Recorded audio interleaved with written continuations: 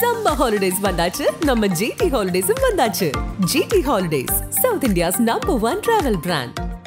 மார்க்கெட்லயே கம்மி சேதாரத்துல இன்னும் 1% தள்ளுபடி கொடுப்போம். ஓகே, வைரநக கேரட்டுக்கு 5000 தள்ளுபடி கொடுப்போம். தள்ளுபடி திருவிழா நாமக்கல்ல திருச்செங்கோடு மெயின் ரோட் எர்ணாபுரத்துல இருக்கிற ஸ்பைரோ பிரைம் பப்ளிக் ஸ்கூல்ல +2 போர்டு எக்ஸாம்ஸோட சேர்த்து நீட் அண்ட் JEE கோச்சிங்கும் கொடுத்துட்டு இருக்காங்க. நம்ம விசிக்கு அண்ணனுக்கு ஒரு கேள்வி, வேங்கவேல் பிரச்சனைக்கு ஏன் திருமாவளவன் போல?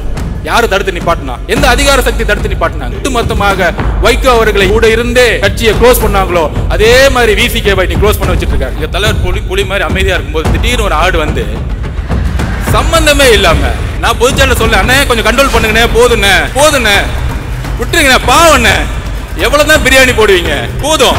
இறக்க முறையும் நீங்க வீட்டுல உட்காந்துட்டு நீங்க ஒர்க் அவுட் ஹோம்ல உட்காந்துட்டு உங்களுடைய ஒட்டுமொத்த அமைச்சரவையும் ரிட்டையர்மெண்ட்டுக்கு ரெடி ஆகிக்கோங்க. நீங்க ஆட்சிக்கு வந்து ரெட் ஜெயின் கம்பெனி நடத்தி சினிமால சம்பாதிச்சுட்டு இருக்கீங்க. இது அரசியல். பேரை போட்டு யாரா திட்டலாம், ஒரு 200 ரூபாய் கொடுத்துட்டு யாருக்கு லைக் போடலாம், அப்பான்னு சொன்ன உடனே வந்து ட்ரெண்டிங் எப்படி உருவாக்கலாம், யாருக்கு தெரியுதோ எனக்கு தெரியும். அங்கிருந்தா வந்த வேலை பார்த்துட்டு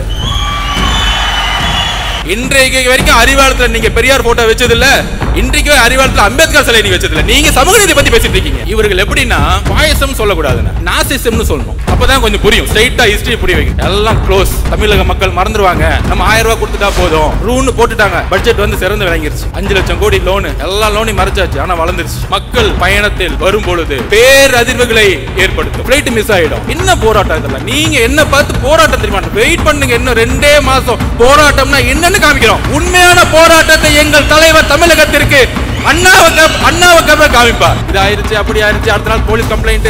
என்ன ஒரு திமுக என்ன பயம்? நாங்க பாட்டிக்கு ஒரு விருது முடிச்சிட்டு நாங்க பாட்டிக்கு எங்களுடைய கட்சி வேலையை பார்த்துட்டு இருக்கும்போது தோழர்னு சொல்லக்கூடிய 20 வயசு பொண்ணை கூட இன்னைக்கு எம்எல்ஏ ஆக்குறாங்க, மினிஸ்டர் ஆக்குறாங்க. ஆனா தமிழகத்துல நடந்துட்டு இருக்கா? பேசிக்குவாங்க. அங்க யார் பாக்குறா? அங்க 60% நம்பால் தான் பாக்குறாங்க. இன்னும் நம்பால் எல்லாருமே நம்பால் தான். என் தலைவரை பொறுத்த வரைக்கும் திரு ஜெயலலிதா மேடத்தை வந்து உடல் ரீதியாக திமுக மேடைகளில் அவமானப்படுத்துவாங்க. திமுக பிரச்சாரமே அப்படிதான் இருக்கும். கண்ணாமனான்னு பேசுவாங்க. ஆனா அடுத்த நாள் யார் கூட போட்டோ எடுத்துட்டேன்னு பாருங்க. நம்ம துணை முதலமைச்சர் கூட போட்டோ எடுத்துவாங்க. இந்த புலிகளுக்கு எல்லாம் பதில் சொல்ல வேணாம். அது புலிகள் இல்ல, எலிகள். என்னுடைய அண்ணன் என்று சொல்லக்கூடிய விஜய் அண்ணா அவர்களுக்கும் என்னுடைய வணக்கம். இந்த அவையினுடைய பெயர் ராமச்சந்திரா. 1972 எந்த தீய சக்தியை எதிர்த்து, எந்த ஊழலை எதிர்த்து, எந்த குடும்ப ஆட்சியை எதிர்த்து ஆரம்பித்தாரோ திரு ராமச்சந்திரன் அவர்கள், அவருடைய பெயரிலிருந்து நம்மளுடைய முதல் பொதுக்குழு உதயமாகி கொண்டிருக்கிறது. என்ன ஒரு வரலாறு, என்ன ஒரு வரலாற்று இணைப்பு.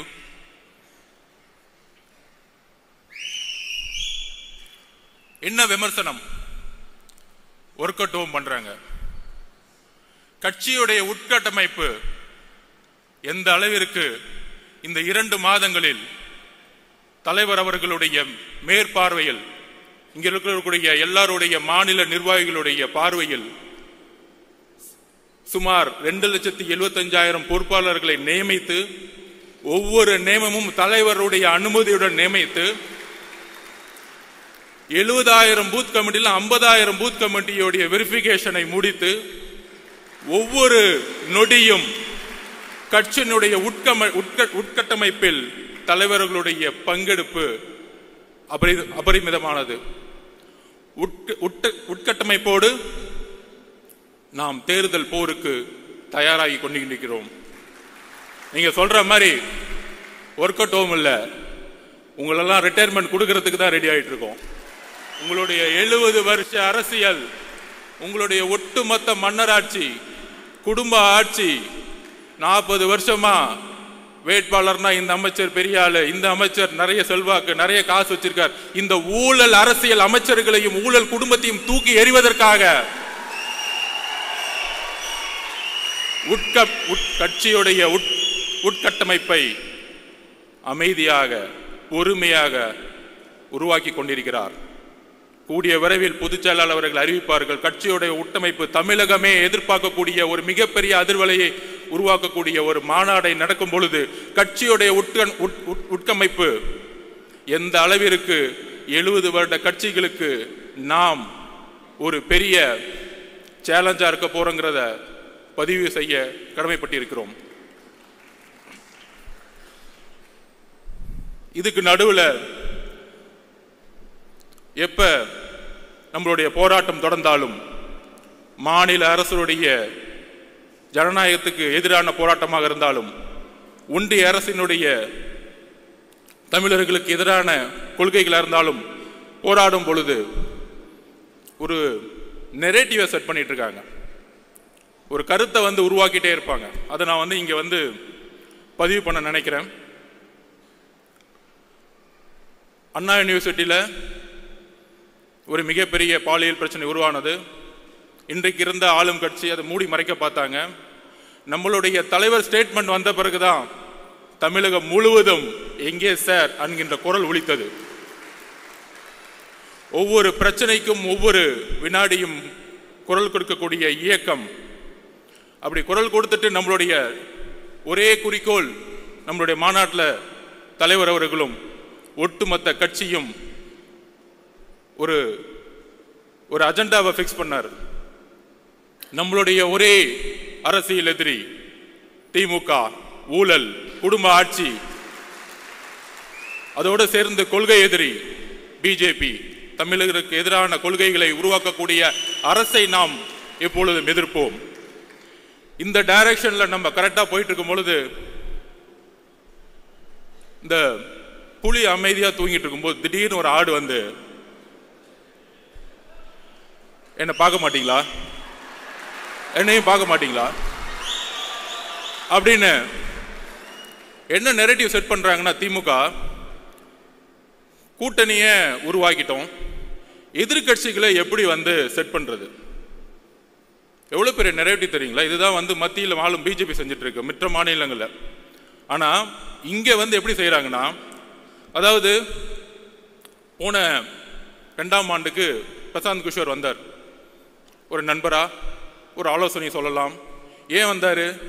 எதிர்காலத்தில் முதலமைச்சராக கூடிய எல்லா தகுதியும் நம்மளுடைய தலைவருக்கு இருக்கு. தமிழக வெற்றி கழகம் ஆட்சியை அமைக்கக்கூடிய வலு இருக்கு. இளைஞர்களோட செல்வாக்கு, பெண்களோட செல்வாக்கு, ஒட்டுமொத்த தமிழ்நாடோட செல்வாக்கு இருக்குங்கிற ஒரு ஸ்ட்ராட்டஜிக் வியூல இங்க வராரு. அவருடைய பதிவு பண்றாரு, பேட்டி கொடுக்கிறாரு. மக்களை அவரு முழுமையாக 24 மணி நேரம் சந்திப்பதற்கு முன்பாகவே 20% மக்களை சந்திக்கும் பொழுது அப்ப அவருடைய ஒரே ஒரு கடமை, அந்த கடமை இன்னும் சில நாட்களில் முடிவற்று ஒவ்வொரு நொடியும் மக்களை நோக்கி என்னுடைய தலைவரும் இங்க கட்சியில் இருக்கக்கூடிய ஒவ்வொரு பொறுப்பாளர்களும் வரும்பொழுது மக்களுடைய உண்மையான பிரச்சனைகளை சொல்லக்கூடிய ஒரே தலைவராக கட்சியாக தமிழகத்தில் இருக்கும்.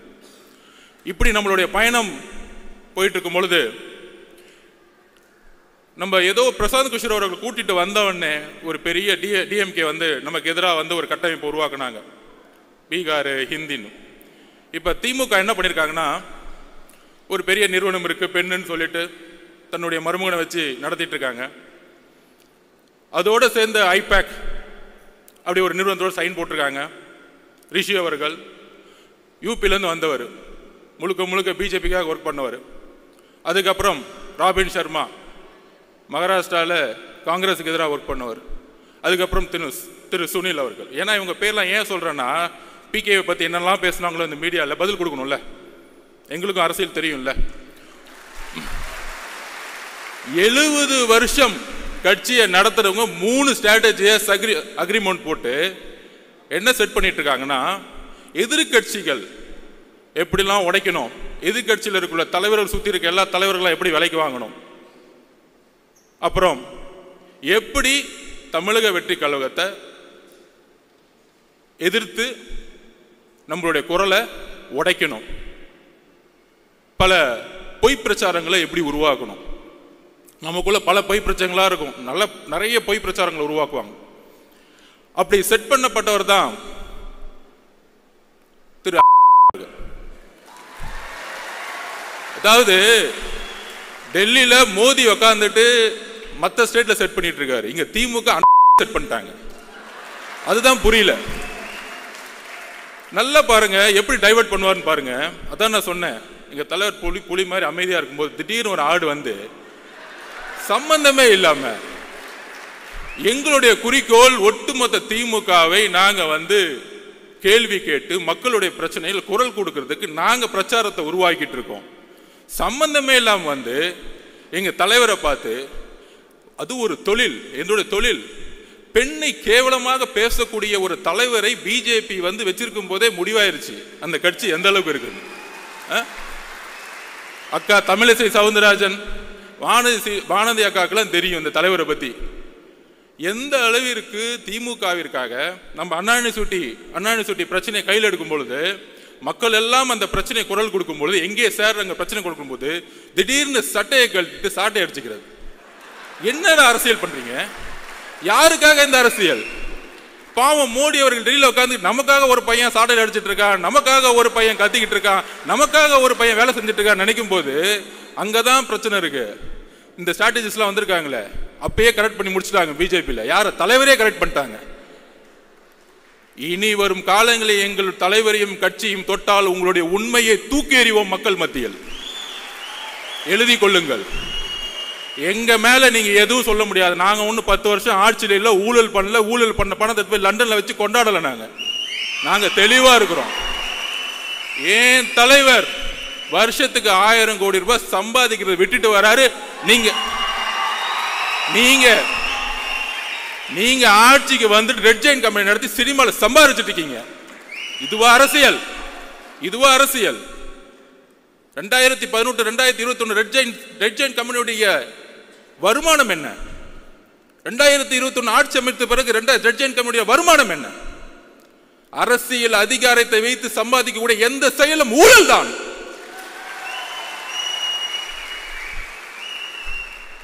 நியாயமாக ஒரு நாள் ஷூட்டிங்க்கு கிட்டத்தட்ட 1000 பேர் ஒர்க் பண்ணிட்டு 15 மணி நேரம் 17 மணி நேரம் ஒரு நடிகர் நடிகைகள் வேலை செய்து மக்களுக்காக இருக்கக்கூடிய ஒரு ப்ரொஃபஷனல், அந்த ப்ரொஃபஷனலை இழிவுபடுத்தி எம்ஜிஆர் அவர்களை எந்த அளவுக்கு நீங்க 72 to 72 நீங்கள் இழிவு செய்தீர்களோ அதனால தான் நீங்க எம்ஜிஆர் இறக்க முறையும் நீங்க வீட்டில் உட்கார்ந்துட்டு இருந்தீங்க. நீங்க ஒர்க் அவுட் ஹோம்ல உட்கார்ந்துட்டு இருந்தீங்க.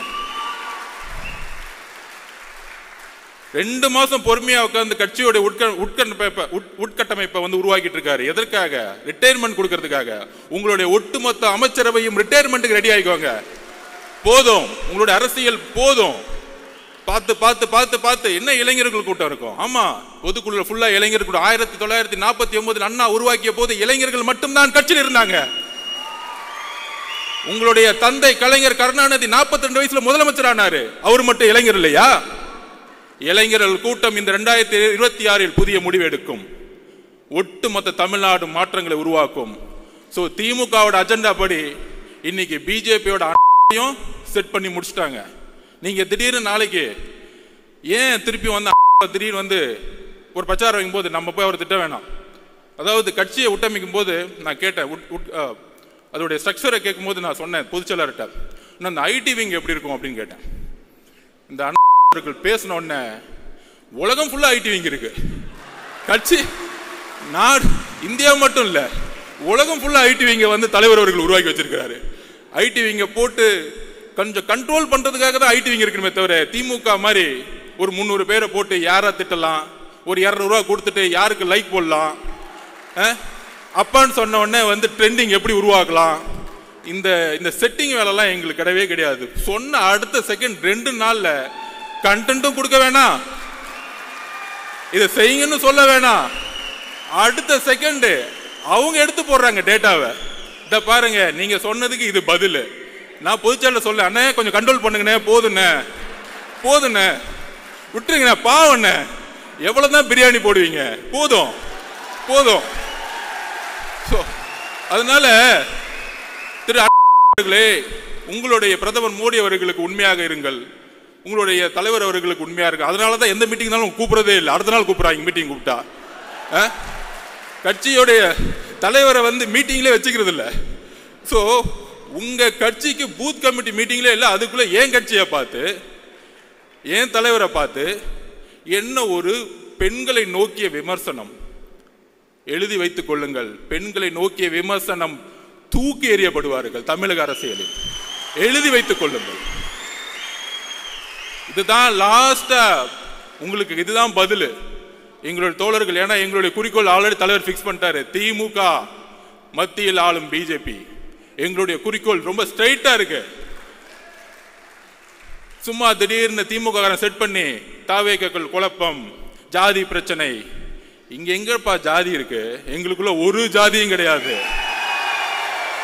இந்த ஜாதியை உருவாக்குனது நீங்க. 70 வருஷமா திமுக தான் ஜாதியை உருவாக்கி தேர்தல் அரசியல் வச்சிட்டு இருக்கீங்க. யாருக்கு தெரியுதோ எனக்கு தெரியும், அங்கிருந்தா வந்த வேலை பார்த்துட்டு. உடனே கேட்பாங்க, நீங்க அங்கதானே வேலை பார்த்தீங்க? திரு எம்ஜிஆர் அவர்களும் 20 வருஷத்துக்கு மேல அங்கதான் வேலை பார்த்தாரு. உண்மை தெரிஞ்சிச்சு, வெளியே வந்துட்டாரு. அவ்வளவுதான் சப்ஜெக்ட். எம்ஜிஆர் நடிச்சிருந்தா உட்காந்து கான்ட்ராக்ட் வாங்கிட்டு சம்பாதிச்சுட்டு இருக்கலாமே, ஏன் வெளியே வந்தாரு? அண்ணாவுடைய குறிக்கோளை நிறைவேற்ற முடியல, வெளியே வந்தாரு. ஜெயிச்ச பிறகு அண்ணாவோட குறிக்கோளை நிறைவேற்றினாரு. இன்றைக்கு அண்ணாவுடைய குறிக்கோளையும் பெரியார் அவர்களுடைய குறிக்கோளையும் நிறைவேற்றக்கூடிய ஒரே தலைவர் எங்களுடைய தலைவர், ஒரே கட்சி தமிழக வெற்றியோட கழகம். ஏனென்றால் இன்றைக்கு வரைக்கும் அறிவாலயத்தில் நீங்க பெரியார் போட்டோ வச்சது இல்ல, இன்றைக்கு அறிவாலயத்தில் அம்பேத்கர் சிலை நீங்க வச்சது இல்ல. நீங்க சமூக நீதி பத்தி பேசிட்டு இருக்கீங்க. என்ன சமூக நீதி? என்ன சமூக நீதி இருக்கு? வேங்கவேல் பிரச்சனைல யாரு தவறு செய்தா அப்படின்னு பார்த்தா, யாரு வந்து தண்ணியை குடிச்சாங்களோ அவங்களே தவறு செஞ்சுட்டாங்க. என்ன ஒரு சட்டம் ஒழுங்கு! வா வா சூப்பர்! என்ன ஒரு அப்பா! யாராச்சும் போய் கம்ப்ளைண்ட் கொடுத்தா போதும், யாராச்சும் கம்ப்ளைண்ட் கொடுத்தா விசாரணைலாம் கிடையாது, அவங்க மேலேயே பழிய போட்டுரு, கேஸ் முடிஞ்சு, ஃபைல் க்ளோஸ்டு. இதுதான் இன்னைக்கு சட்டம் ஒழுங்கு.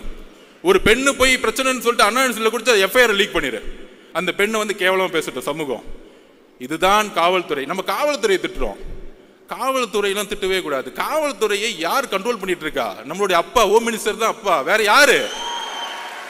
ஹோம் மினிஸ்டர் சரியில்லை, பிரச்சனை ஹோம் மினிஸ்டர் சரியில்லை. இங்க காவல்துறை பாவம், அவர் என்ன பண்ணுவார்? ஐபிஎஸ் அதிகாரி மேல இருந்து ஆர்டர் வரணும்ல, மேல இருந்து ஆர்டர் வராம இல்ல தூக்கி 3 பேரை போட்டு, ஏன் ஓபிசி கன்சாலிடேஷன்? இந்த அரசியல தூக்கி எறிங்க. தலித் மக்களை ஏன் தலிதா பார்க்க கூட மனிதனா பாருங்க. ஒரு பிரச்சனை ஒரு குழந்தைக்கு, அது யாரா இருந்தா என்ன, அது யாரா இருந்தா என்னன்னு கேட்டேன். அக்ரகாரத்துல ஒரு பிராமின் வந்து குடிச்சாலும் நான் கொஸ்டின் கேட்போம். எந்த ஜாதியா இருந்தாலும் எங்களுக்கு கவலை இல்லை. மனிதம் தான் என்னுடைய தலைவருக்கும் எங்களுக்கும் முக்கியம். மனிதத்தை நேசியுங்கள். ஒரு தவறு நடந்தால் ஒரு காவல்துறை எடுக்கக்கூடிய முடிவுகள் அரசியல் ரீதியாக இருக்கிறது. அதனால்தான் காவல்துறைக்கு வந்து இன்னைக்கு வந்து கை வந்து கட்டப்பட்டிருக்கு. ஆனா இங்க இருக்கக்கூடிய அரசியல்வாதிகள் இல்ல காவல்துறை தவறு செய்யுது, காவல்துறை இயக்கக்கூடிய அதிகாரம் தான் தவறு செஞ்சுட்டு இருக்கீங்க, அதை நாம் உணர்த்தணும். அப்புறம் தலைவர் சொன்னார், பாசிசமா பாயசமா? அதுக்கு நான் எக்ஸ்பிளைன் பண்ணிட்டேன். நிறைய பேர் உட்காந்து டிவி டிபேட்ல பேசினாங்க, அது என்ன பாயசம், அவருக்கு வந்து அரசியல் தெரியல. நான் எக்ஸ்பிளைன் பண்றேன். அதுக்கு ஒரு வரலாற்று காரணம் இருக்கு. நேஷனல் பாசிஸ்ட் பார்ட்டி முசோலினி அவர்களால் 1ஆம் உலகப் போருக்கு பிறகு தொடங்கப்பட்ட கட்சி. அந்த கட்சியோட குறிக்கோள் தொழிலாளர்களையும் ஏழ்மையும் ஒழித்து ஒரு அரசியல் அதிகாரத்தை மக்களால் உருவாக்குவது. அப்படி உருவாக்கும் பொழுது ஒரு இனவாத அரசியலை அவங்க வந்து கையில் எடுத்தாங்க. அதே இனவாத அரசியலை பிஜேபி எடுத்து தேர்தல் அரசியலை கையில் எடுக்கும் பொழுது அதற்கு தான் அதன் பெயர் பாசிசம் என்று சொன்னோம். பாயசம் சொன்ன உடனே என்ன நினைச்சிட்டாங்கன்னா, திமுகறாங்களாம் பரவாயில்ல, அவர் வந்து நம்மளை வந்து கொஞ்சம் ஸ்வீட்டா தான் திட்டுறாரு, தெரியல, இன்னும் அவ்வளவு அரசியல் அறிவு கிடையாது. 3ஆம் தலைமுறை இல்ல, 3ஆம் தலைமுறை கொஞ்சம் கம்மியா தான் இருக்கும், அவங்களுக்கு தெரியாது. இவர்கள் எப்படின்னா, பாயசம் சொல்லக்கூடாதுன்னா நாசிசம்னு சொல்லணும், அப்பதான் கொஞ்சம் புரியும். ஸ்ட்ரைட்டா ஹிஸ்டரி புரிய வைக்கணும். நாசிசம் எப்படின்னா, பாசிசோடைய முசோலினியோடைய ஒருத்தரை பார்த்து வளர்ந்தார் அந்த காலத்துல, அவர் பேர் தான் ஹிட்லர். அவர் தான் வந்து பாசிச உருவாக்குனார். National Socialist German Labours Party, அந்த கட்சியோட பேர் பார்த்தீங்கன்னு வச்சுக்கோங்க, சோசியலிஸ்ட், லேபர், தொழிலாளர்கள் எல்லோரும் சமம் அப்படிலாம் இருக்கும். நம்ம திமுக மாதிரி. ஆஹா எவ்வளவு அழகா இருக்கு, அண்ணா அவர்கள் உருவாக்கி ரொம்ப அழகா இருக்கும். அண்ணா 3ஆவது தலைமுறையில ஒன்னே ஒண்ணுதான் ஊழல், சும்மா பேருக்கு வந்து பேசிக்குவோம், ஜனநாயகமே இருக்காது. நம்ம சட்டசபையில் பேசுவாங்கல்ல, நம்ம ராஜ்மோகன் அவர்களை போய் நம்ம எப்படி அவையை வந்து நடத்தினாரு, அவரை வந்து நம்ம வந்து ஸ்பீக்கர் ஆகிடலாம். சட்டசபை பார்த்தீங்கன்னா எப்படி இருக்குன்னா, எதிர்கட்சி தலைவர்கள் பேசுறத காமிக்கிறதே கிடையாது. வேல்முருகன் அண்ணன் பேசினா கூட காமிக்கிறது கிடையாது. ரொம்ப ஓவரா பேசுற உட்காரு. என்னடா ஜனநாயகம்? சட்டசபையில் பேசினா கூட ஒன்லி முதல்வர் பேசுவார், அங்கிருந்து பேப்பர் வரும், திடீர்னு முழங்குவார், கேமரா அவர் மட்டும் காமிக்கும். எதிர்கட்சி தலைவரை நான் கேட்கிறேன், எதிர்கட்சி தலைவர் சபையிலே இருக்க மாட்டார், வெளியே போயிருப்பாரு, அவரை பார்த்து கேட்டுட்டு இருப்பாரு. 10 மானிய கோரிக்கை ஒரே நாள் நிறைவேற்றப்படும். உங்க அப்பா கலைஞர் காலத்துல கூட அதை நிறைவேற்ற முடியல, பண்ணதில்ல. எவ்வளவு பெரிய தவறு! மானிய கோரிக்கைங்கிறது ஒவ்வொரு டிபார்ட்மெண்டோடைய ஒரு உயிர் நாடி. ஒவ்வொரு நாளும் மக்கள் அந்த எதிர்கட்சி தலைவர்களும் ஒவ்வொரு உறுப்பினர்களும் ஒவ்வொரு மானியத்தை நோக்கி கல்வி மானியம் மறந்து உட்காந்து 2 நாள் டிபேட் பண்ணுவாங்க. ஆனா இன்னைக்கு எப்படி பிஜேபியோடைய பாராளுமன்றம் நடக்குதோ அங்கேயாச்சும் லைவ் போடுறாங்க, இங்க லைவும் கிடையாது. ஆனா இங்கிருந்து எம்பிகள் போய், நம்ம அக்கா கனிமொழி அக்காலாம் போய் ஜனநாயகம் பறிக்கப்படுகிறது, ஜனநாயகம் பறிக்கப்படுங்க, பேச விடல. இங்க என்ன நடக்குது? எல்லாரையும் பேச விடுறீங்களா? எத்தனை நாள் சட்டமன்றம் நடக்குது? மக்களுடைய குரல் வலிகளை நீங்கள் வந்து சட்டசபையில் நெருக்கணும்னு நினைக்கிறாங்க. அங்கதான் ஜனநாயகம் இல்லை. சட்டசபையிலே ஜனநாயகம் இல்லைன்னா வீதிகளில் எப்படி ஜனநாயகம் இருக்கும்? இங்க ஜனநாயகமே இல்லை. ஸோ நான் சொல்ல வந்தது என்னன்னா, எப்படி ஹிட்லர் முசோலினி பார்த்து வளர்ந்தாரோ அதே மாதிரி நம்மளுடைய இன்றைய திமுக, அண்ணா இருக்கும்போது திமுக வேற, கொஞ்சம் அடுத்துக்கு அப்புறம் வந்தவங்க வேற. நம்ம கலைஞர் வந்தவொடனே கொஞ்சம் குடும்ப திமுகவை மாத்தினாரு, ஒரு 10 குடும்பம் இருக்கும். இப்ப திமுக அப்படின்னா ஒரே குடும்பம், 10 குடும்பம்லாம் கிடையாது. நீங்கள் இல்லை. கள்ளக்குறிச்சியில் 70 பேர் இறந்தாங்க. 70 பேர் இறக்கும் பொழுது நீங்கள் அங்க போகல. ஏன் போல? எதுக்கு போல? கள்ளக்குறிச்சியில் இறந்தவொடனே ஐஏஎஸ் மாத்துறாங்க, ஐபிஎஸ் மாத்துறாங்க. ஒரு வார்டு கவுன்சிலருக்கு நம்ம ஒரு வீடு கட்டினா வந்து நிக்கிறாரு, எனக்கு ஏன்டா கமிஷன் கொடுக்க மாட்டேங்கிற வீடு கட்டுறேன்னு. அப்ப இவ்வளவு பெரிய கலாச்சாரம் காய்ச்சற உங்களுக்கு அந்த துறையோட அமைச்சருக்கு ஒன்றும் தெரியாதான், அங்க இருக்க எம்எல்ஏக்கு ஒன்றும் தெரியாதான், கவுன்சிலருக்கு ஒன்றும் தெரியாதான், ஐஏஎஸ் ஆபீசரை மட்டும் சஸ்பெண்ட். என்ன ஒரு அரசியல்! விசாரணை கமிஷன் என்ன ஆச்சு? 70 பேர் இறந்தாங்க, என்ன ஆச்சு? எல்லாம் க்ளோஸ், ஃபைல் க்ளோஸ். தமிழக மக்கள் மறந்துடுவாங்க, நம்ம 1000 ரூபாய் கொடுத்துட்டா போதும். அப்புறம் சொல்ற மாதிரி டக்குன்னு வந்து பட்ஜெட்டுக்கு அப்புறம் இன்னைக்கு பார்த்தீங்கன்னு வச்சுக்குவாங்க, பட்ஜெட்டுக்கு வெளியே ரூன் போட்டுருவாங்க. தமிழ் மேலே ஏதாவது நேசிக்கிறாங்களாம், பட்ஜெட்டுக்குள்ள ஒண்ணுமே இருக்காது. அதாவது எப்படி வந்து ஒருத்தர் கோடீஸ்வரன் கேட்டா பேரை வந்து கோடீஸ்வரன் பேர் வச்சிருங்க, கோடீஸ்வரன் எல்லாம் அந்த மாதிரி தான் ரூன்னு போட்டுட்டாங்க. பட்ஜெட் வந்து சிறந்து விளங்கிருச்சு.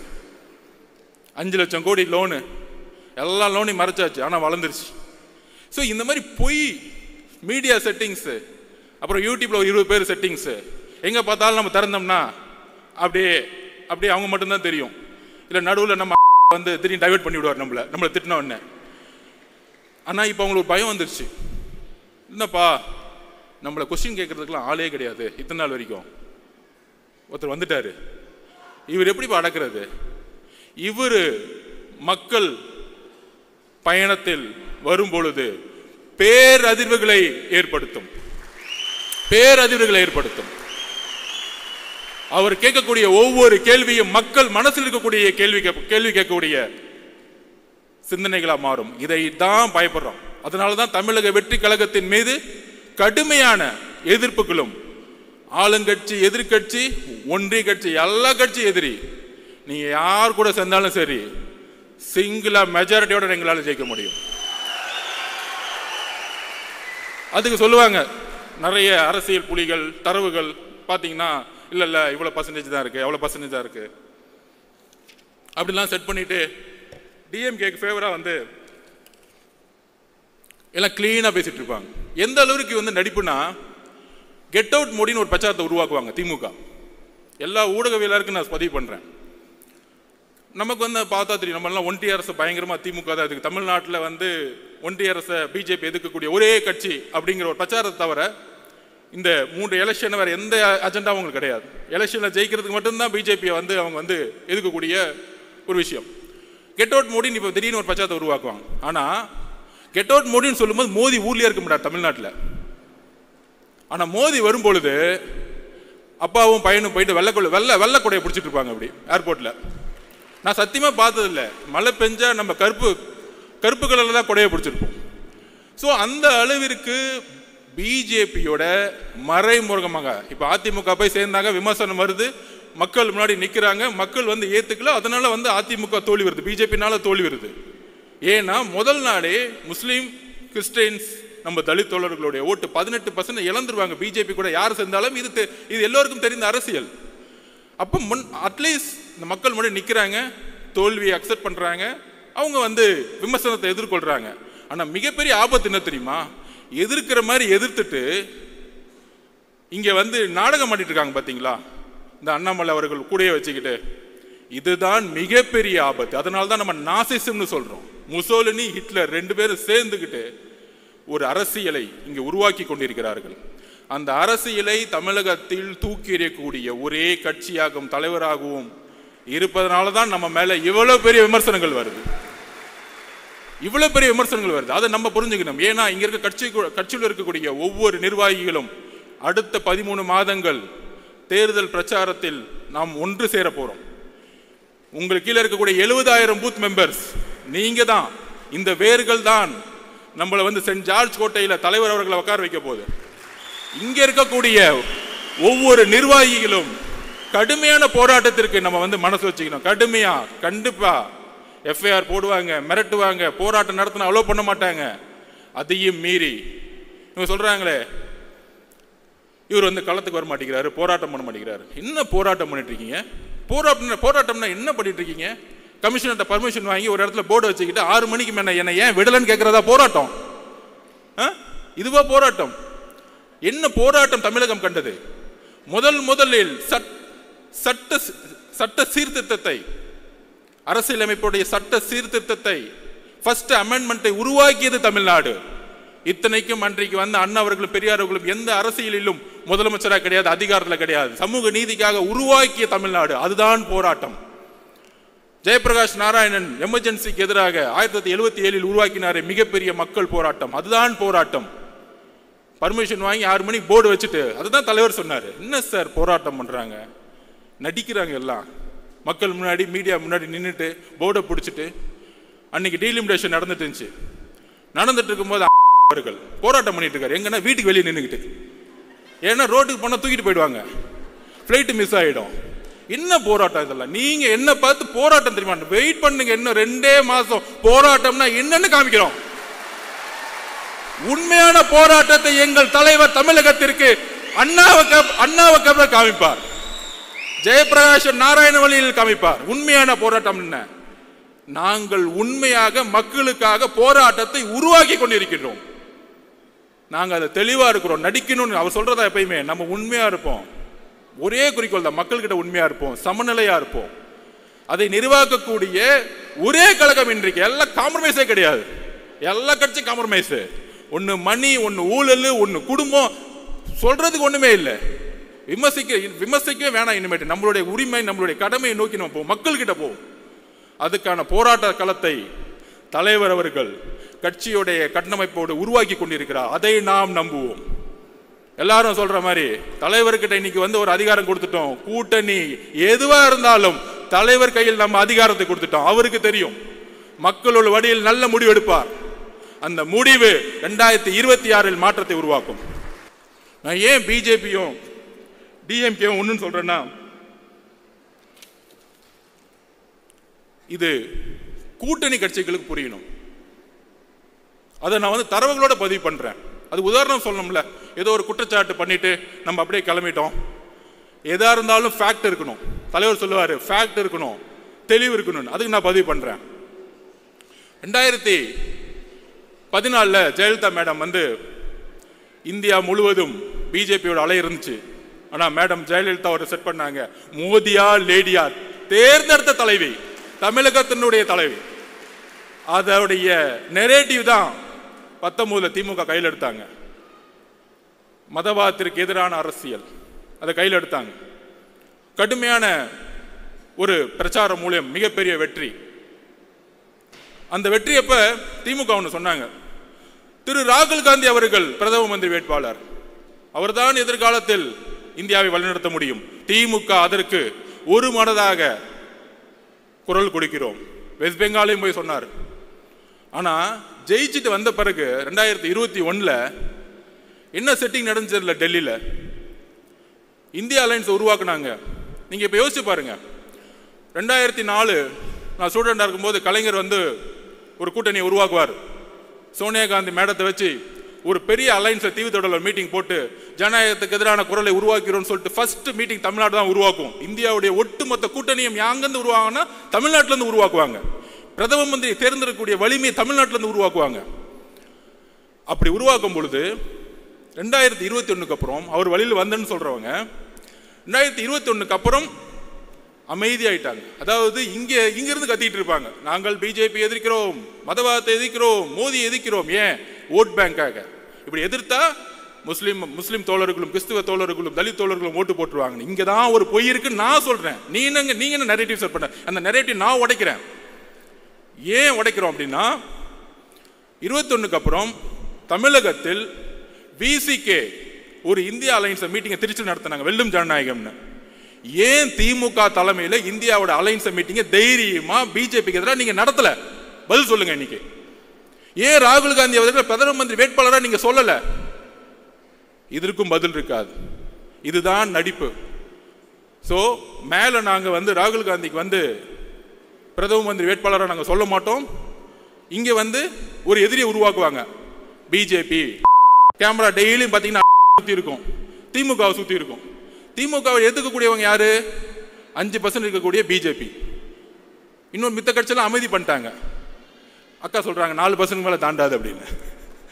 சோ அக்கா சொல்றதை கேட்டுக்கலாம். அப்ப டெய்லி மீடியால என்ன தெரியும்? இவர் கத்துவாரு, இவங்க பதில் கொடுப்பாங்க. திடீர்னு இருமொழிகள் அண்ணா சொன்னார் ஒரே தட்டி, தமிழகத்தில் இருமொழி கொள்கை எப்பொழுதும் இருக்கும், அதுவரை நான் ஆட்சி செய்து கொண்டிருக்கிறேன்.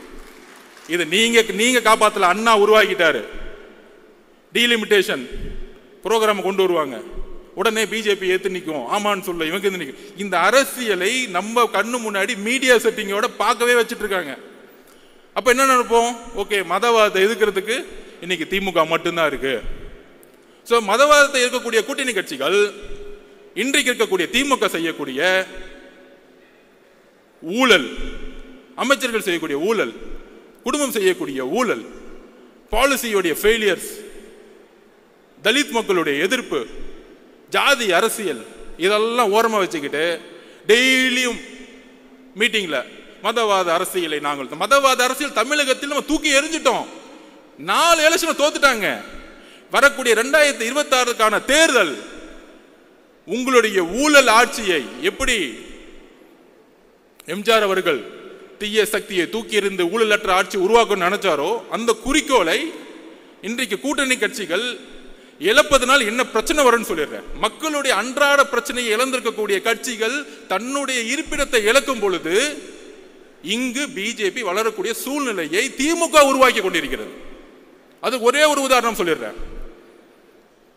திரு வைகோ அவர்கள் சிறந்த பேச்சாளர், தமிழ் தேசியத்துக்காக மிகப்பெரிய பேசுவார். ஆனால் கூட்டணி கட்சியை எப்படி வந்து ஹேண்டில் பண்ணாங்க? 2021 நம்ம தலைவர் சொன்னாரு அதிகார பகிர்வு. ஏன்? எல்லோரும் சமமாக நினைக்கக்கூடிய சிந்தனை இருப்பதனால் அதிகார பகிர்வுன்னு சொன்னாரு. வேற எதுவும் கிடையாது. நம்ம கூட வரவங்க எல்லாருக்கும் அதிகாரம் கொடுக்கணும். அதிகாரம் கொடுக்கும் பொழுது அந்த அதிகாரம் பரவலாக்கும் பொழுது மக்களுடைய முன்னேற்றம் இருக்கும். திரு வைகோ அவர்களை எப்படி காலி பண்ணாங்க தெரியுமா? 6 தொகுதி கொடுத்துட்டு டிஎம்கே சிம்பிள் நிக்க வச்சுட்டாங்க. இன்னைக்கு வைகோ அவர்களுக்கு சட்டசபையில மெம்பர்ஸே கிடையாது. கடைசியில் அவருடைய மகன் ஒரு அமைச்சர் முன்னாடி கண் கலங்கி அழுகுறார், நான் சொந்த சிம்பிள் தான் நிற்பேன் அப்படின்னு. இதுதான் உங்களுடைய கூட்டணியுடைய அடக்குமுறை, இதுதான் சர்வாதிகாரம், இதுதான் நாசிசம், இதுதான் ஹிட்லர். ஜனநாயகம் பேசிக்கொண்டு ஹிட்லர் எப்படி ஆட்சியை பிடித்த பிறகு ஒரு டிக்டேட்டர்ஷிப்பை அரசை உருவாக்கினாரோ, ஜனநாயகத்தை பேசி ஆட்சிக்கு வந்தவுடன் வெறும் பிஜேபி எதிர்ப்பு என்ற ஒற்றை காரணத்தை வைத்து நீங்கள் தொடர்ந்து 3 தேர்தலில் வென்று கொண்டு அதை உடைக்கக்கூடிய ஒரே சக்தி எங்களுடைய கட்சி தலைவரும் தாவேக்காவும் தான்.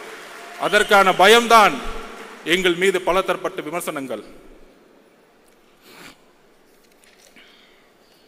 அந்த நாடகத்தன்மையோட நான் ஒரு கொஸ்டின் கேட்கிறேன் கூட்டணி கட்சிகளுக்கு.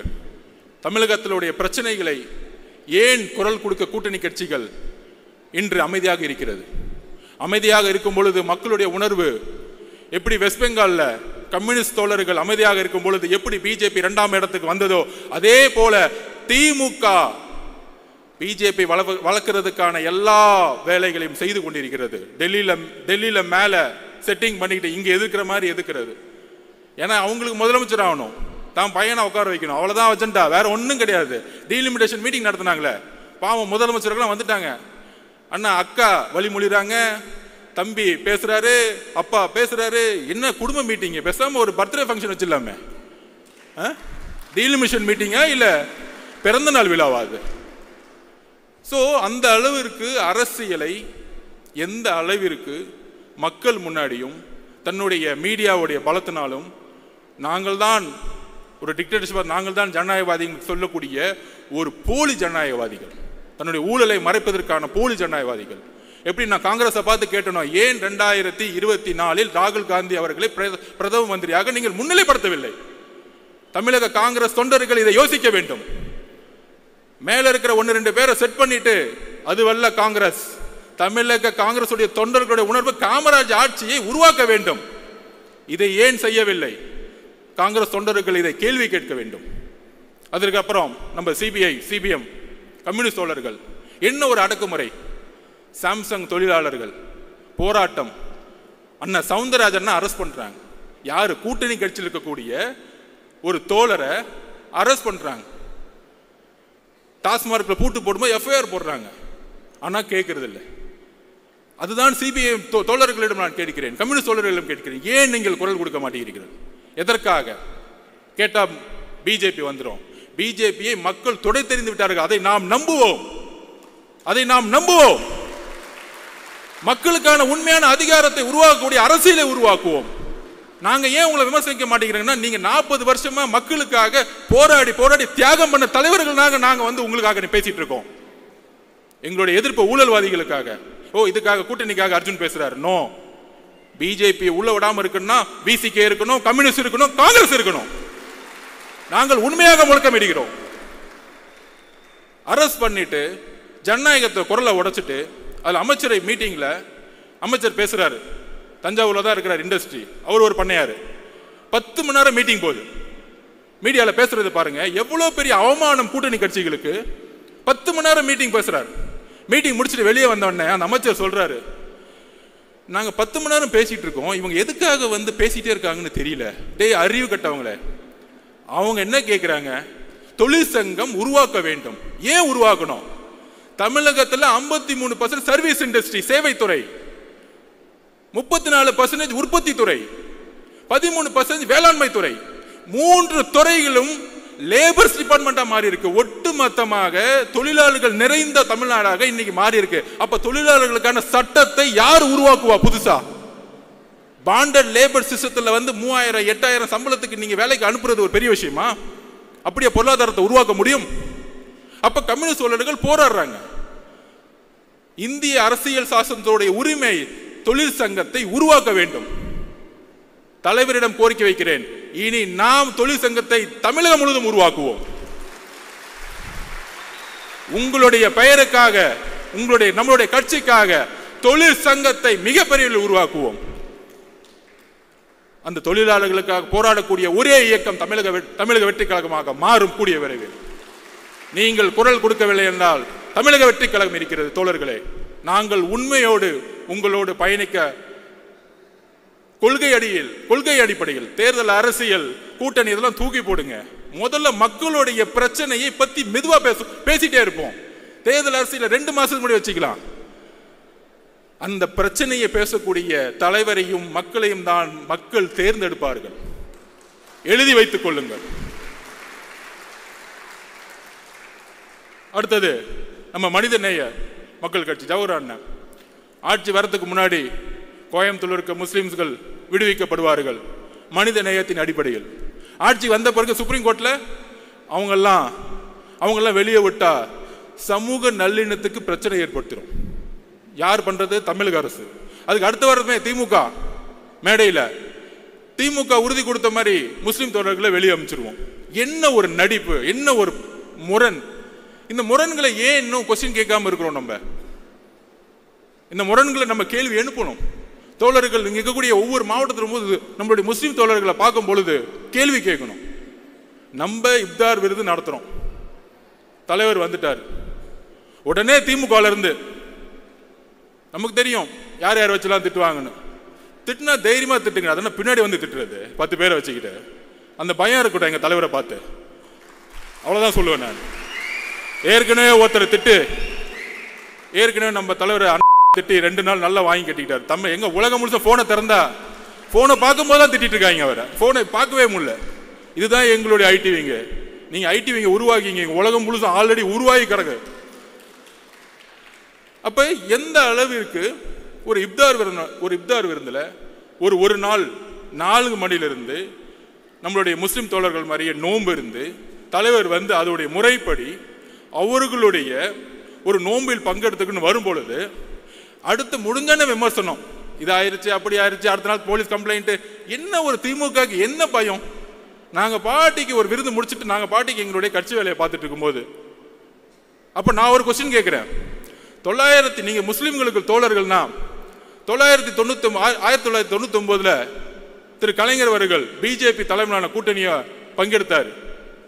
குறைந்தபட்ச செயல் திட்டம் உருவாக்கணும். இன்றைக்கு பிஜேபியோடைய வளர்ச்சியும் அடித்தளமும் உருவாக்கப்பட்டது 1999 to 2004. அதுல பங்கெடுத்த முக்கியமான பார்ட்னர் டிஎம்கே. நாங்க பேசலாமா உங்க அரசியல? அதுல அன்னைக்கு 2001 காலகட்டங்கள்ல முஸ்லிம் தோழர்கள் கோத்ரால வந்து மிகப்பெரிய இழப்பு இருக்கும் பொழுது ஏன் நீங்க ரிசைன் பண்ணல? முஸ்லிம் தோழர்கள் 2000 பேர் இறந்துட்டாங்க, இந்த கூட்டணியிலிருந்து நாங்க வெளியே வரோம், ஏன் கேட்கல? ஏன் வெளியே வரல? ஏன்னா 10 அமைச்சர்கள் அங்க ஃபுல் கட்டிங், டெய்லி மணி, கரப்ஷன், பணம், அதிகாரம். இந்த முஸ்லிமுடைய தோழமை, கிறிஸ்துவ தோழமை எல்லாம் தலைவர் சொன்ன மாதிரி கபட நாடகம். நாடகத்தோடைய கட்டமைப்பு. எங்களுடைய தலைவரும் கட்சியும் உணர்வு பூர்வமாக 234 தொகுதியிலும் இன்னைக்கு நோன்பு இருந்துட்டு இருக்காங்க, அதுக்கான அழைப்பை கொடுத்துட்டு இருக்காங்க. நாங்கள் உண்மையாக இருக்கிறோம் மக்களிடம். எங்களுடன் பிரிவு கிடையாது, மதத்தின் பால் பிரிவு கிடையாது, ஜாதியின் பால் பிரிவு கிடையாது, பாலின பால் பிரிவு கிடையாது. நாங்கள் எல்லாம் ஒரே மக்கள் என்கின்ற ஒரு குரல் தமிழகத்தில் தலைவர் மூலம் நாங்கள் ஒலித்துக் கொண்டிருக்கிறோம். அப்புறம் நம்ம விசிகே அண்ணனுக்கு ஒரு கேள்வி. வேங்கவேல் பிரச்சனைக்கு ஏன் திருமாவளவன் போல? யாரு தடுத்து நிப்பாட்டினா? எந்த அதிகார சக்தி தடுத்து நிப்பாட்டினாங்க? எங்களுடைய தலைவர் விகடன் மேடையில் ஒட்டுமொத்த கிராம மக்களையும் அழைத்து அவர்களுடைய பிரச்சனைகளை கேட்டு அவர்களுக்கான மரியாதை கொடுத்த அடுத்த மாதத்தில் காவல்துறை என்ன ஒரு கேவலமான செயல். விகடன் பத்திரிகையில் அவர் பேட்டி கொடுத்திருப்பாங்க. அந்த 3 பேர் கைது செய்தவங்க, நாங்க மழை தண்ணி குடிக்கும் பொழுது கூட எங்களுக்கு இந்த அவமானம் இல்லை, ஆனால் நாங்கள் தான் அந்த தண்ணியை கலந்தோன்னு சொல்லக்கூடிய அவமானம், நாங்க தற்கொலையே பண்ணிக்கலாம்னு சொல்லக்கூடிய வேதனையை அந்த பேட்டியில் நம்ம பார்த்தோம். உடனே ஒரு கேள்வி, நீங்க வேங்கவேல் போல போவாரு, சொல்யூஷன் கொடுக்க போவாரு, உங்களை மாதிரி கேமரால பார்த்துட்டு கட்டி பிடிச்சிட்டு போக வரல. நிரந்தர முடிவு என்ன? இந்த பிரச்சனைக்கு நிரந்தர முடிவு என்ன? நிரந்தர முடிவு அங்க இருக்க அரசியல் அதிகார சக்தியை கைது செய்யணும், இதுக்கான காரணமானவர்களை. அப்ப தலித் பிரச்சனைகள் எவ்வளவு பிரச்சனைகள் இங்க போயிட்டு இருக்கு. கொடி ஏத்த முடியல, ஒவ்வொரு நாளும் ஒவ்வொரு பிரச்சனை. பொருளாதாரம் வந்துச்சுன்னா மலத்தை கலக்கிறது, படிச்சா வாயில வெட்டுறது, பைக் ஓட்டினா கையை வெட்டுறது, காவல்துறை வேடிக்கை பார்த்துட்டு இருக்கோம். இதுக்கு எல்லாம் காரணம் உள்துறை அமைச்சர். கூட்டணி கட்சி தயவு செய்து பேசுங்க. உங்களுடைய மேஜர் பார்ட்னர் விசிக்கு ஏன் அமைதியாக்கப்படுது? அண்ணா, உங்கள் மீது எங்களுக்கு மரியாதை இருக்கிறது. நீங்கள் தான் 40 வருடமாக குரல் கொடுத்தீர்கள், இன்றைக்கு நாங்கள் குரல் கொடுத்துக் கொண்டிருக்கிறோம். உங்களுடைய உழைப்பையும் உங்களுடைய பயணத்தையும் நாங்கள் இழிவுபடுத்தவில்லை. ஆனால் திமுக என்கின்ற ஒரு கட்சி உங்களை ஒட்டுமொத்தமாக வைகோ அவர்களை எப்படி கூட இருந்தே கட்சியை க்ளோஸ் பண்ணாங்களோ அதே மாதிரி விசிகேவை நீ க்ளோஸ் பண்ண வச்சிட்டு இருக்காங்க. எப்படி மோதி கூட சேரவங்க எல்லாம் காலி பண்ணுவாரோ அதே தான் எக்ஸாம்பிள் இவர் தான். கூட இருக்கவங்க எல்லாம் கட்சியை கலைச்சிட்டு எல்லா கட்சி 2ஆம் கட்ட தலைவர்களும் எல்லாம் வாங்க, அப்படி பின்னாடி வாங்க, எல்லாம் சீட்டு கொடுத்துருவோம். கடைசியில் 6 தொகுதி திமுக சிம்பிள் நில்லு. திமுக சிம்பிள் நின்னா நாங்க எதுக்குடா கட்சி ஆரம்பிக்கணும்? நாங்க எதுக்கு மக்களுக்காக போட வரோம்? திமுகலே சேர்ந்துடலாமே. அப்ப எந்த அளவிற்கு ஜனநாயகத்தை இங்க கேள்விக்குறியாக்கி பிஜேபியோட வழியில் இணைந்து இன்னைக்கு ஒரு அரசியலை உருவாக்கி கொண்டிருக்கிறார்கள். இதுதான் தமிழக மக்கள் விழிப்புணர்ச்சியோடு இனி சிந்திக்க வேண்டும். நம்மளுடைய தோழர்கள் இது சிந்திக்க வேண்டும். நமக்குள்ள ஒரு ஒற்றுமை இருக்கணும். திடீர்னு அண்ணன் 4 பேர் பேசிட்டு இருப்பாங்க, ஏதோ மைக்கில் பொதுச் செயலாளர்கள ஆனந்த் அண்ணன் அவர் வந்து ஜாதியை பார்க்கிறாரு, அப்பாயின்மெண்ட் வந்து இப்படி போட்டாங்க. இதெல்லாம் திமுக ஏற்படுத்தக்கூடிய கட்டமைப்பு, பொய் கட்டமைப்பு. எப்படி ஹிட்லர் அவர்கள் கோயபிள்ஸை உருவாக்கினாரோ அதே மாதிரி இங்க 20-30 கோயபிள்ஸை உருவாக்கி யூடியூப்ல பேசிட்டு இருப்பாங்க, டிவில பேசிட்டு இருப்பாங்க. இந்த கோயபிள்ஸை உடைக்கிறதுக்கு 2ஆம் உலக போர் அப்போ தெரியும். இந்த பக்கம் பிரிட்டிஷ் சண்டை போட்டு இருப்பாங்க, இந்த பக்கம் ஹிட்லர் முசோலினி சண்டை போட்டு இருப்பாங்க. ஆனா அமைதியா ஒரு சக்தி இருக்கும், அதுதான் அமெரிக்கா. அமைதியா கட்டமைப்பை உருவாக்கி ஒரு நியூக்ளியர் வெப்பனை ரெடி பண்ணி அமைதியா பார்த்துட்டே இருப்பாங்க. திடீர்னு வந்து ஜப்பான் மேல ஒரு நியூக்ளியர் வெப்பனை போடுவாங்க, அதோட வார் க்ளோஸ்ட். இன்னைக்கு உலகத்தோடைய நம்பர் 1 அமெரிக்கா. பிரிட்டிஷும் கிடையாது, ஜெர்மனும் கிடையாது, பிரான்சும் கிடையாது. அந்த நியூக்ளியர் வெப்பன் தான் எங்களுடைய தலைவர். அமைதியா இருக்கிறன்னா ஒரு பெரிய செயல் திட்டம் உருவாகிட்டு இருக்கு. நீங்க ரிட்டையர்மெண்ட்டுக்கு ரெடி ஆகிட்டு இருக்கீங்க, அடுத்து சிறை போறதுக்கு ரெடி ஆகிட்டு இருக்கீங்க. காவல்துறை எப்படி கிளீன் பண்ணணும், பொதுப்பணித்துறை எப்படி கிளீன் பண்ணணும், பெண்களுக்கான பாதுகாப்பை எப்படி உருவாக்கணும், இந்த தலித் மக்களுக்கான பாதுகாப்பை எப்படி உருவாக்கணும், முஸ்லிம் தோழர்களுக்கும் கிறிஸ்துவ தோழர்களுக்கும் பாதுகாப்பு மட்டுமல்ல வளர்ச்சியை எப்படி உருவாக்கணும். இந்த பாதுகாப்பு வார்த்தையெல்லாம் விடுங்க, உண்மையான வளர்ச்சி. எத்தனை முஸ்லிம்ஸ்கள் இன்னைக்கு வந்து தலித் மக்கள் வந்து இன்னைக்கு வந்து ஒரு பிசினஸ் மேனா இருக்கிறாங்க, எத்தனை பேர் இருக்கிறாங்க பொருளாதாரத்தில் உயர்ந்து. இதுதான் 70 வருஷமா இவன் கட்டமைச்சக்கூடிய வளர்ச்சி. இவங்க சொல்லுவாங்க ஜாதி 100 உடனே பேசுவாங்க, ஜாதி 1000 வருஷமா இருக்கு, இதை உடனே எப்படி ஒழிக்க சொல்லலாம் திமுக பார்த்து. அதே காலகட்டத்தில் நம்பூதிரிபாடு அவர்கள் அரசியலை மாற்றினார். காங்கிரஸ் இல்லாத முதலமைச்சர், அதற்கப்புறம் அண்ணா. நம்பூதிரிபாடு அவர்களால் உருவாக்கிய கம்யூனிஸ்ட் கட்சி இன்றைக்கு ஜாதியின் கட்டமைப்பில் உருவாக்கிய தேர்தல் அரசியலை ஒழிச்சிருக்கு. இன்னைக்கு கம்யூனிஸ்ட் பார்ட்டி இன்னைக்கு கேரளாவில் ஒழிச்சிருக்கிறாங்க. தோழர்னு சொல்லக்கூடிய 20 வயசு பெண்ணை கூட இன்னைக்கு எம்எல்ஏ ஆக்குறாங்க, மினிஸ்டர் ஆக்குறாங்க. ஆனா தமிழகத்தில் நடந்துட்டு இருக்கா? பேசிக்குவாங்க, அங்க யாருப்பா இருக்கிறா, அங்க 60% நம்பால் தான்ப்பா இருக்கிறாங்க. இன்னும் நம்பால் எல்லாருமே நம்பால் தான்ப்பா. என் தலைவரை பொறுத்த வரைக்கும் எல்லாமே நம்பால் தான். தோழர்களே, தலைவருடைய குறிக்கோள் இங்க இருக்கக்கூடிய எல்லோரையும் ஒரே, இங்க ஆதவ அர்ஜுனாவும் சரி, அர்ஜுனாவும் ஆனந்தனும் சரி, எல்லோரும் ஒரே குரல் தான், ஒரே பார்வை தான். நமக்குள்ள அந்த ஒற்றுமை இருக்கு. அதிகாரம்லாம் கிடையாது. என்னுடைய வேலையை நான் செஞ்சுட்டு இருக்கேன். இங்க ஒவ்வொருத்தரும் அவருடைய வேலையை நாம் இணைப்பின் மூலம் உருவாக்கும் பொழுது மிகப்பெரிய அரசியல் சக்தியை உருவாக்கும். இதுதான் அண்ணா வலியுறுத்தினார். அண்ணா அப்படிதான் ஜெயிச்சார். இவங்க சொல்றாங்க அது எப்படி நீங்க ஜெயிச்சிருங்க, 1 வருஷம் தானே ஆச்சு, அப்படிலாம் பேசுவாங்க. நான் அதுக்கு ஒரு உதாரணம் சொல்றேன். 1971 எலெக்ஷன் வந்துச்சு. 1967 அண்ணா அவர்கள் வெற்றி பெற்று இறந்த பிறகு முதல் தேர்தல் எம்ஜிஆர் அவர்களுடைய துணையுடன், மாவட்ட செயலாளர் கட்சியுடைய துணையுடன் இவர் வந்து முதலமைச்சர் ஆறாரு. எலெக்ஷனை வந்து முன்னாடியே வைக்கிறாங்க, பின்னாடி வைக்க வேணான்னு 1 வருஷம் முன்னாடியே வைக்கிறாங்க. 1971 எலெக்ஷன் நடந்துச்சு. எம்ஜிஆர் அவர்களுடைய போராட்டம், எம்ஜிஆர் அவர்களுடைய பிரச்சாரம், கட்சியுடைய ஒட்டுமொத்த பொதுக்குழு, மாவட்ட செயலாளர் கட்டமைப்பு எல்லாம் திமுக இருக்கு, கலைஞரிடம் இருக்கிறது, பணம் இருக்கு, முதலமைச்சர், ஆட்சி அதிகாரம். நீங்க சொல்லக்கூடிய 1949 இருந்து அண்ணா அவர்கள் உருவாக்கிய கட்டமைப்பை கலைஞர் கையில் வச்சுட்டு இருக்கார். எவ்வளவு பெரிய சக்தி! கலைஞரும் ஒரு இளைஞர், எவ்வளவு பெரிய சக்தி! இந்த சக்தியை ஒரு துரோகத்தின் அடிப்படையில் எம்ஜிஆர் அவர்களை வெளியே அனுப்புறாங்க. எம்ஜிஆர் வெளியே வரும்போது எந்த மாவட்ட செயலரும் கூட கிடையாது, கட்சியுடைய கட்டமைப்பு கிடையாது. தோழர்கள், இதுதான் நீங்க புரிஞ்சுக்கணும். கட்சி கட்டமைப்பு கிடையாது, பெரிய பணபலம் கிடையாது. ஆனால் எம்ஜிஆர் அவர்கள் 1977 ஜெயிச்சு இறக்கும் வரைக்கும் ஜெயிச்சுட்டே இருந்தார். அதுக்கான காரணம் தெரியுமா? கலைஞரிடம் கட்டமைப்பு, பணபலம், அதிகாரம், காவல்துறை எல்லாம் இருந்துச்சு. ஆனா வெற்றி பெற்றதுக்கு காரணம், எம்ஜிஆருக்கான காரணம் ஒன்னே ஒண்ணுதான். எம்ஜிஆரிடம் உண்மை இருந்தது, கலைஞர்களிடம் அநீதி இருந்தது. மக்கள் உண்மையை நம்பினார்கள், மக்கள் உண்மையை நம்பினார்கள். அதனாலதான் நீங்க சொல்லக்கூடிய 45%, 30%, 1971 கலைஞர் எடுத்த பர்சன்டேஜ் என்ன தெரியுமா? 48%. 184 தொகுதி, கூட்டணி சேர்ந்து 203 தொகுதி. இத்தனை மிகப்பெரிய வெற்றியை இன்றைய வரைக்கும் எந்த தலைவரும் பெற்றது கிடையாது. எம்ஜிஆருடன் சேர்ந்திருந்ததால், துரோகத்தால் அந்த வெற்றியை 1977 இழந்தார். அப்ப கலைஞரும் திமுகவும் அடைந்த, அண்ணா உருவாக்கிய கட்டமைப்போடு திமுக ஏற்பட்ட ஓட் பேங்க் என்ன தெரியுமா? 24%. 48% எப்படி 24% குறைந்தது? ஏனென்றால் மக்கள் உங்களிடம் உண்மை என்பதை புரிந்து கொள்ளும் பொழுது 24% மக்கள் வெளியேறி உண்மையான தலைவரிடம் இணைந்தார்கள். அப்படி உண்மையாக மக்கள் நம்மளுடைய தலைவரிடம் இணையக்கூடிய காலம் 2026. இதுதான் நான் உதாரணமா சொல்றேன். இந்த உதாரணம், இந்த கணக்கெடுப்பு, இன்னுமேட்டு கணக்கெடுப்பு பேசக்கூடிய புலிகளுக்கு பதில் இதுதான். இந்த புலிகளுக்கு எல்லாம் பதில் சொல்ல வேணாம். அது புலிகள் இல்லை, எலிகள், திமுகவுடைய எலிகள். நிறைய எலிகளை விட்டுருக்காங்க, அது கண்டுக்கூடாது. நம்ம டிவியை பார்க்கறத விட்டுட்டு நம்ம பயணத்தை நம்மளுடைய களத்துக்கு தைரியமா சொல்லுவோம். நீங்கள் தான் இந்த நாட்டின் மன்னர்கள் மாதிரி.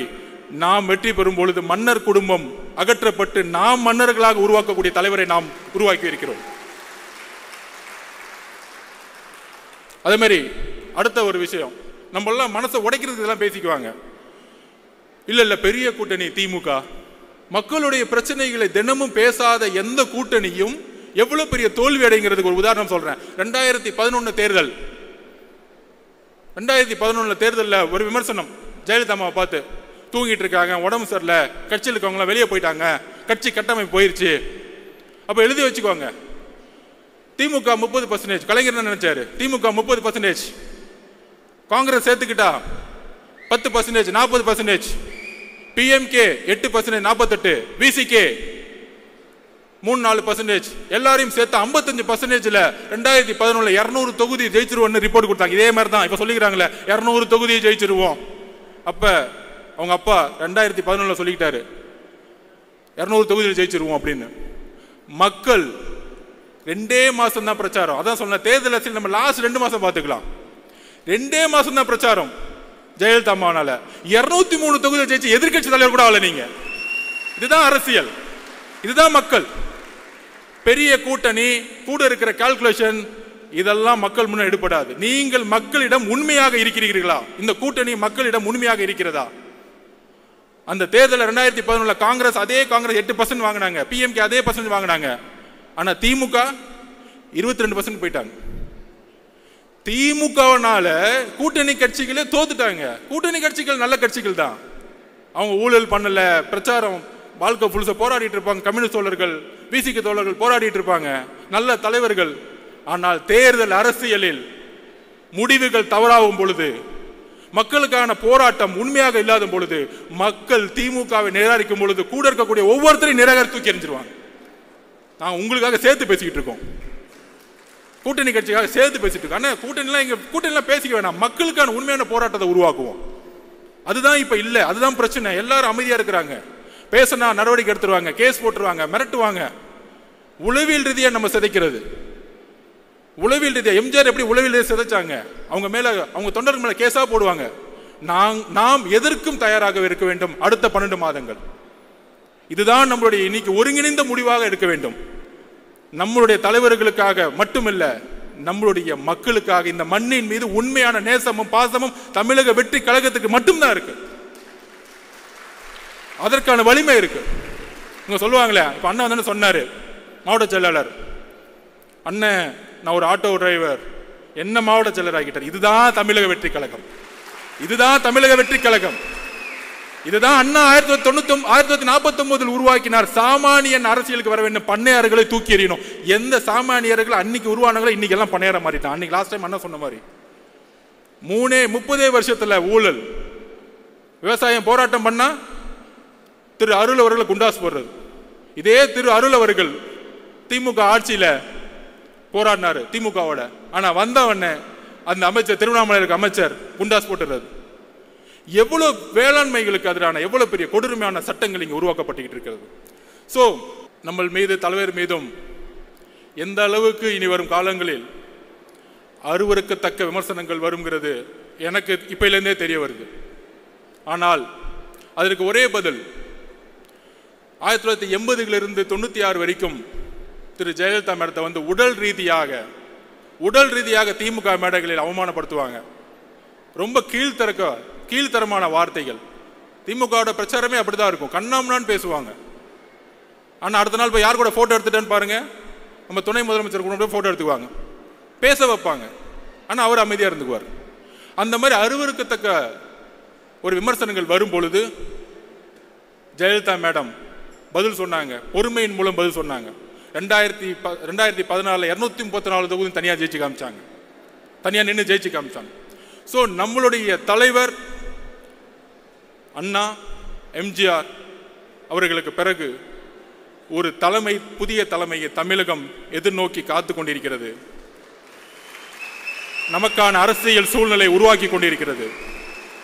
இவங்க செட் பண்ண நெரேட்டிவ், நமக்கு எதிரான பொய் பிரச்சாரங்கள், இவங்க சொல்லக்கூடிய கால்குலேஷன்ஸ், உங்களுக்கு 20% இருக்கும், 30% இருக்கும், இந்த உடவியல் எல்லாம் தூக்கி எறிந்து எப்படி 77 ஒரு மாற்றங்கள் 48% 24% மக்களால் தூக்கி எறியப்பட்டார்களோ அதே போல வரக்கூடிய தேர்தல் 2026 தமிழக வெற்றி கழகம் மிக பெற அளவில் மக்கள் பேராதுடன் ஆட்சி அமைத்து தலைவர் அவர்கள் முதலமைச்சராகவும்